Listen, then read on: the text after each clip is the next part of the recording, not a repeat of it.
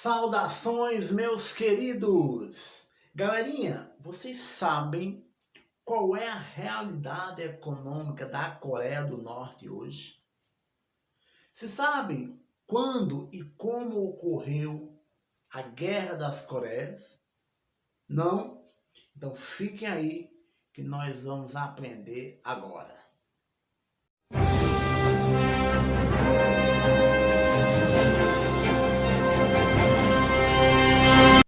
Galerinha, vamos começar a falar desse conflito partindo de um contexto histórico.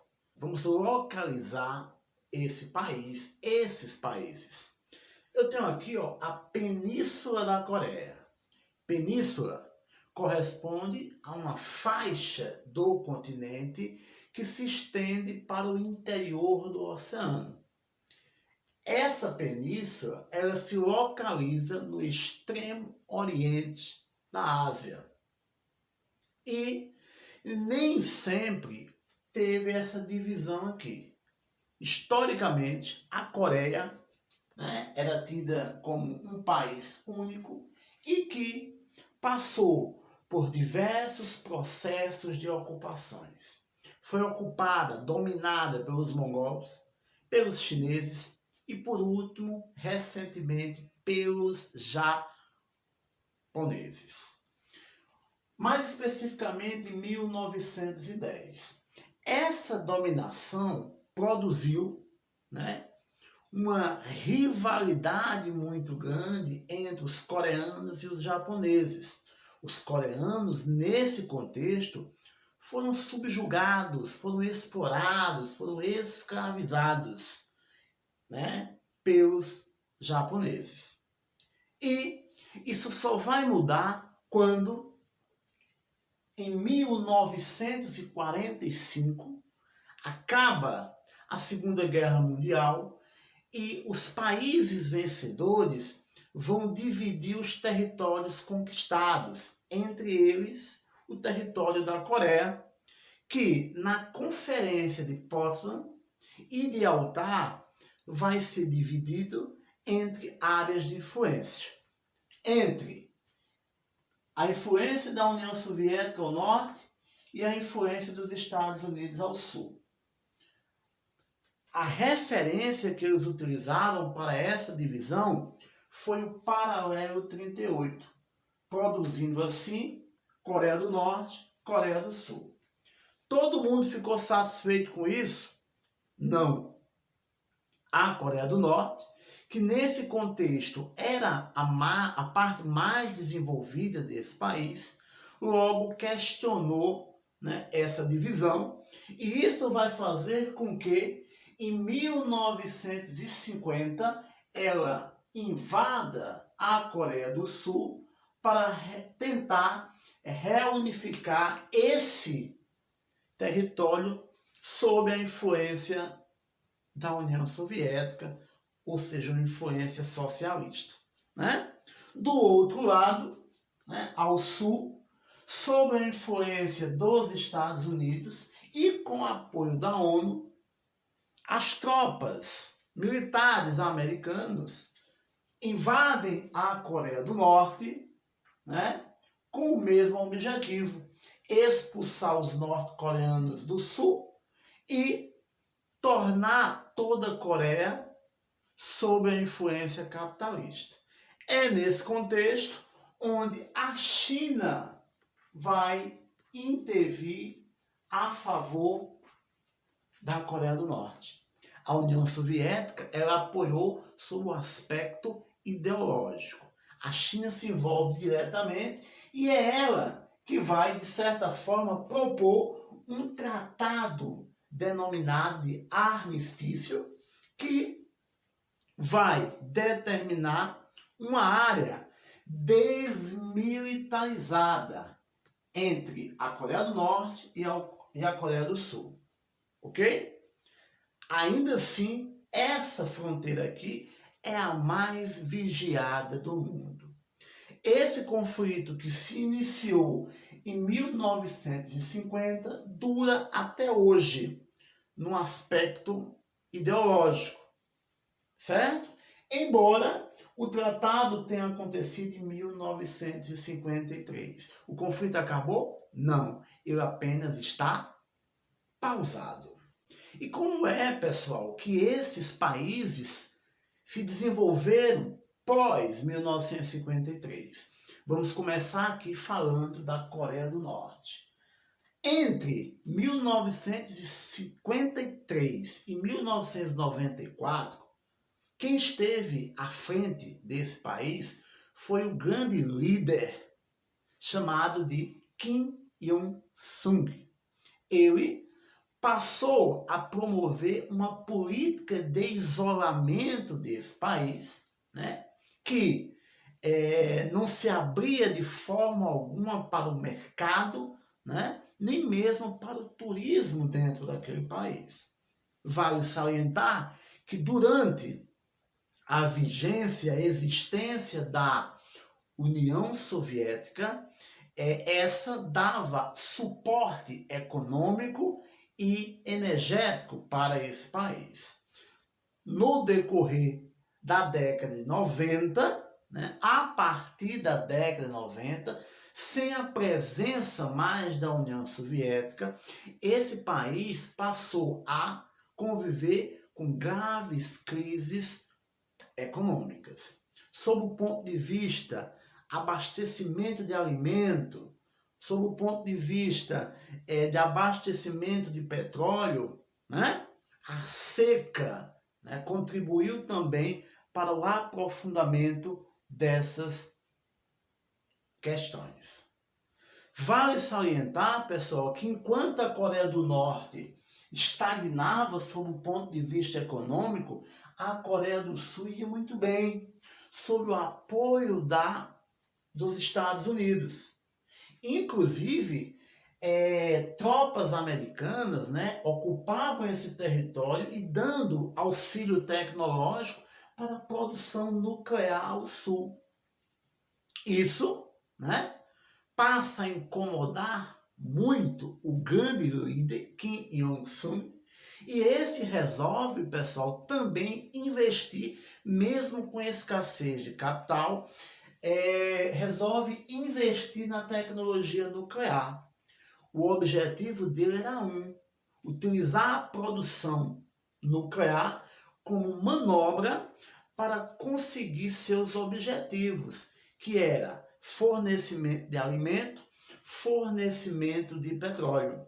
E isso, num primeiro momento, dá certo, já que os Estados Unidos, temendo, né, a proliferação de armas nucleares dentro de um país ao qual não se conhece, né, as suas diretrizes, digamos assim, ele tira as tropas americanas daqui, cessa a pesquisa nuclear ao sul e fornece petróleo para a Coreia do Norte. Já sob domínio, já sob liderança do Kim Jong-il, né? Seu pai morrera, né? Ali no contexto da década de 90, quem assume o filho dele, Kim Jong-un, que é conhecido como querido líder. Né? Aí nesse contexto aí há até uma reaproximação das Coreias, né? A Coreia do Sul passa a fornecer subsídios no campo energético e no campo de alimento. Isso gera uma contestação por parte da população ao sul, entendendo que o líder estava ajudando um grande ditador ao norte. Contudo, em 2002, uma declaração do então presidente George W. Bush, chamando a Coreia do Norte de um país que apoia o terrorismo, que desenvolve práticas terroristas também, causa uma instabilidade na península, fazendo com que, né, o então líder rompa com o acordo que tinha com os Estados Unidos e volte a desenvolver a pesquisa nuclear. E também abandone o Tratado de Não Proliferação de Armas Nucleares, né? Que era justamente, né, um mecanismo para impedir que os países aprofundassem a pesquisa num campo tão perigoso para a humanidade. Então, a Coreia do Norte rompe com isso e começa, né, um momento de instabilidade entre a Coreia do Norte, a Coreia do Sul, o Japão e os Estados Unidos, localizado aí nessa região da Bacia do Pacífico. Galera, o então líder, ele morre novo, relativamente novo, salvo me engano, com 67 anos, e quem vai assumir o cargo, jovem demais, 30 e poucos anos, o atual líder, Kim Jong-un. O Kim Jong-un é conhecido como o grande sucessor. Viveu muito tempo na Suíça, estudou fora da Coreia, e ele hoje é o grande líder. Esse subiu ao poder em 2011, Kim Jong-un, e ele tem desenvolvido, principalmente nos primeiros anos, né, do seu governo, ele buscou seguir o que o seu pai fazia, né? Pai e avô fazia, que era justamente buscar aprofundar a pesquisa nuclear. Construção de submarino nuclear, né, bomba de hidrogênio, ou seja, ele vai intensificar essa pesquisa, fazendo com que o mundo entenda que vai acontecer a qualquer momento uma guerra nuclear ali. Também era uma manobra dele para buscar benefícios, né, em relação aos Estados Unidos no campo, né, voltado para o abastecimento de petróleo e também de alimento. Recentemente, em 2018, aconteceu um encontro entre o líder norte-coreano e o presidente dos Estados Unidos. Nunca tinha acontecido o encontro de um presidente americano com o ditador da Coreia do Norte. Isso aconteceu em 2018 e a pauta era justamente a desnuclearização, né? Então, para que isso acontecesse, os Estados Unidos deveriam dar alguns benefícios para a Coreia do Norte. Isso aconteceu em 2018, né? E atualmente se tem, pelo menos momentaneamente, uma instabilidade ali. E a Coreia do Sul? Como se desenvolveu esse país? Vamos ver agora. Galerinha, já com esse país, o processo se deu diferente. Desde a sua fundação, digamos assim, lá, após as conferências, né, que permitiu a divisão da Península Coreana, que a Coreia do Sul se colocou ao lado dos Estados Unidos, aderiu plenamente ao capitalismo. Essa aproximação com os Estados Unidos rendeu, né, desenvolvimento econômico, que fez com que, ao longo do tempo, esse país se tornasse uma referência dentro, né, da região ali asiática. Como é que se deu esse processo? Temos que entender que até 1950, 1960, toda a Península Coreana ela tinha como base econômica a agricultura, né? Somente após a divisão do território, esse país passa a ser uma referência no desenvolvimento industrial, pautado na indústria automotiva, pautada na indústria naval, indústria de eletroeletrônicos. Mas como se explicar isso? Como que isso aconteceu? É por isso, pessoal, que surge o termo milagre do Rio Han. Na verdade, não foi um milagre. Fala-se de um milagre devido à velocidade ao qual houve uma transformação de um espaço econômico rural em um espaço econômico industrial. Mas há uma explicação para isso. Uma política pautada, né, na abertura para o capital externo e com redução e eliminação de impostos, juntamente com um incentivo governamental para a modernização da economia. Então, isso permitiu que, internamente, a indústria nacional se desenvolvesse para competir de igual para igual com as multinacionais. Ao mesmo tempo que a abertura para essas grandes empresas gerou uma grande quantidade de empregos, né, dentro desse país. Não é à toa que há uma crítica muito grande em relação a esse emprego, né, de que a mão de obra lá beira também a escravidão, uma mão de obra semi-escrava pela grande jornada de trabalho e também pelos baixos salários que são pagos, né, a esses trabalhadores. Eu já indico aqui para vocês, pessoal, o filme que ganhou Oscar no Oscar 2019, Parasita, né? Ele mostra muito bem a realidade, né, da Coreia do Sul. O filme é sul-coreano e mostra ali, né, a desigualdade dentro dessa potência regional.